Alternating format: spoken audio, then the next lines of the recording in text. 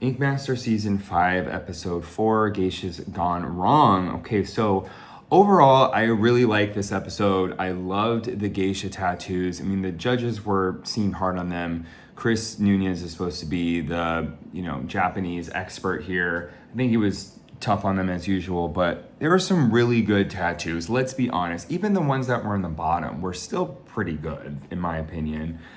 So this week was testing composition, both in the Flash Challenge and in the Elimination Tattoo.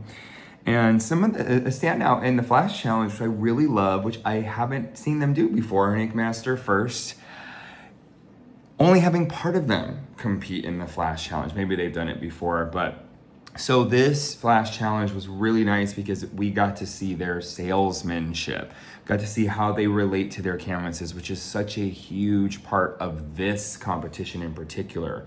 How you can talk your canvas into a better location, into a better design for not only the artists, but for them. I mean, it's, we've seen really, really cringy, hard to watch interactions between canvases and artists, including canvases leaving. Super dramatic, terrible moments. So this is really important. I like that they're including this in finding who the ink master is, the master at selling yourself.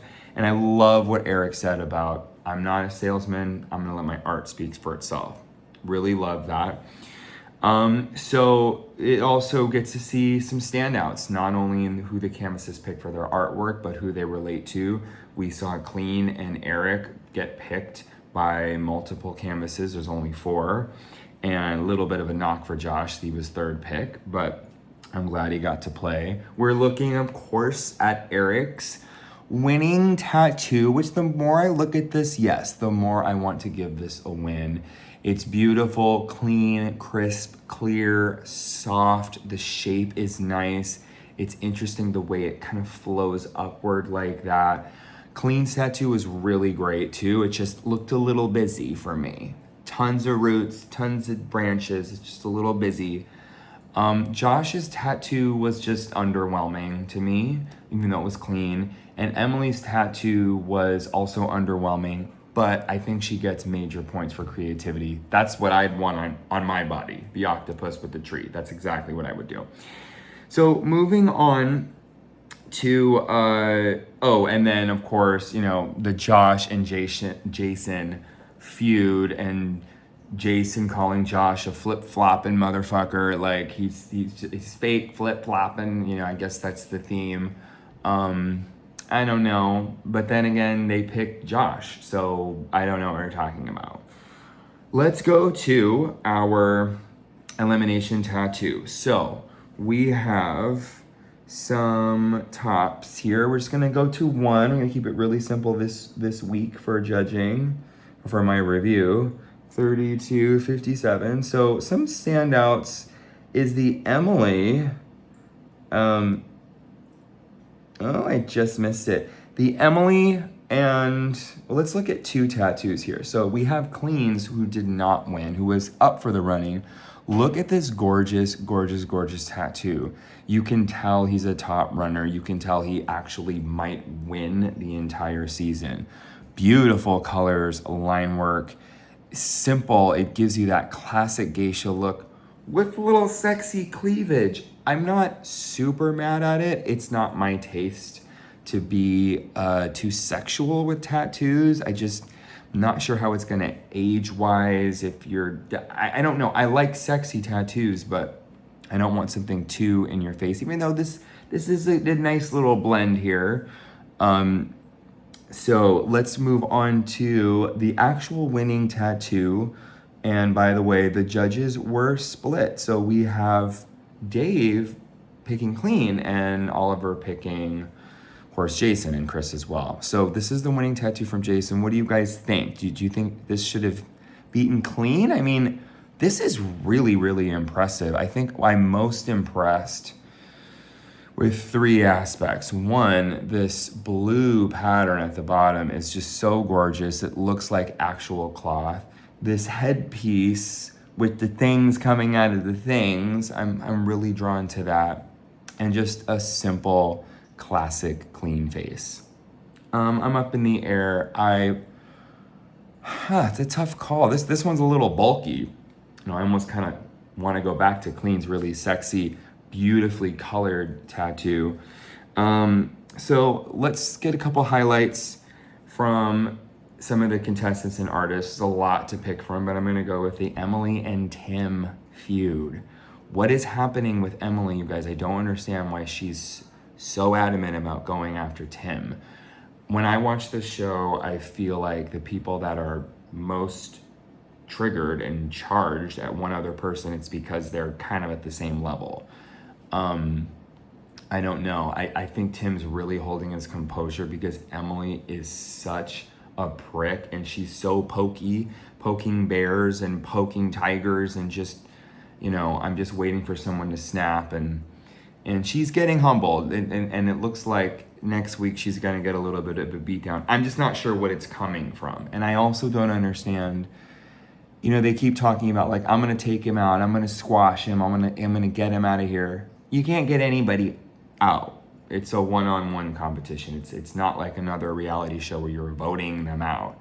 You just got to focus on your tattoo, which someone already said, and I totally agree. I don't know why we didn't touch on this longer. Josh's color realism was a little bit of a cop-out, although he did do a beautiful tattoo and he did something he's good at.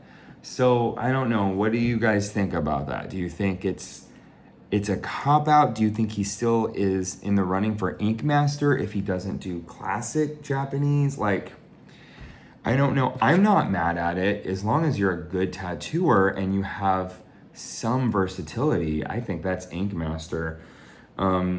And I'm just so tired of hearing them rag on Josh for not being able to draw or supposedly he can't draw or whatever the fuck. Like, I'm so over it. Like, it's just, you're being judgmental, you're being annoying, you're putting a tattoo on someone's body. That's it. You're not painting them a picture. Like, it would be different if you were handing them some artwork. Like, relax. He's an amazing tattoo artist. And there is it's like being an amazing singer and you have someone else write your songs for you. Would it be better if you wrote your own music? I guess. I mean, there's definitely some integrity there. It might just fit better in your whole being and soul to have it come from you.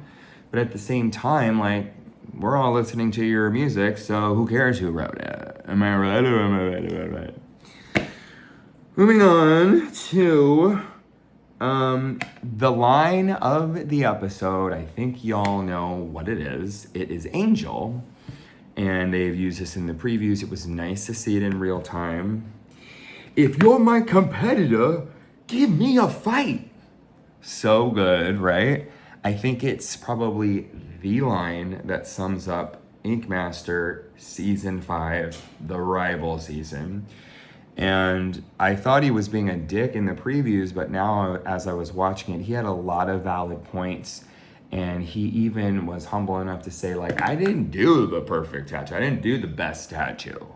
But I'm here to fight. I'm here to take my notes and come back swinging and to win. That's the kind of mentality you need for this. And to be honest, for me, like, I don't know if I have that. I'm going to get drop kicked, punched in the gut, slapped in the face, and then come back swinging. Like, I hope I would have the mental fortitude to do that, but it's really tough getting a beat down. So I got to hand it to Angel and all of these artists who keep coming back after getting these critiques that can feel really bit of a blow. I could see how it could be a little bit of a mind fuck. We got to move on here to the worst tattoo of the week, or the one that got him sent home. So you guys, I did do a jaw drop at this. I'm not in agreement with the judges. I think that,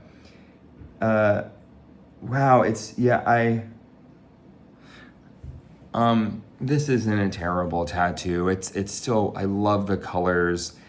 The face is a little squashed, as they said. That's a nice way of putting it.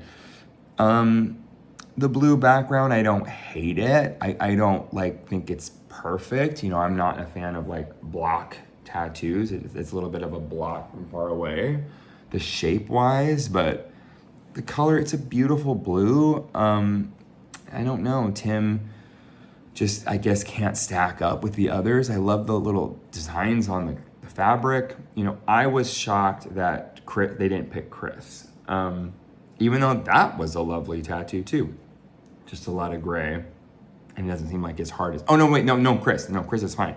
I'm surprised they didn't pick the other dude, the yoga and meditation dude.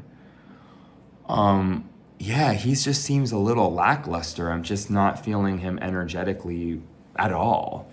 I guess he has experience, and I mean, I love his Zen vibes. You guys know I love that, but I know, I'm really shocked that they didn't send him home over this. So anyway, Tim, at least you won't be biting Emily's head off. You won't have to worry about that. But Emily does have a breakdown in the next episode. I'm really looking forward to seeing that. She does need to be knocked down a few pegs. I think I love her confidence. I love her style. I love her whole vibe. And she needs to be knocked down a couple pegs. Who agrees with me? And I'm also continuing to look forward to the Jason and Josh feud ongoing. They're neck and neck as far as I'm concerned. Clean is also in the top. I could see these three actually going to the very end. I kind of would like it if they picked 4, but 3 is okay. And I think that's all I have for today. So it's supposed to be a shorter review. It was a little bit more organized, but it ended up being longer. But it was more clear and direct. So that's what we're working on. Guys and gals and everything in between, tell me what you think. Do you agree with me? Do you agree with the judges? Are you ready for the next episode? Are you rewatching? Are we binging? I've never seen this season before. I've never seen any seasons before 14. So I am watching this with fresh eyes, so no spoilers for me. And I will see you next time. Bye!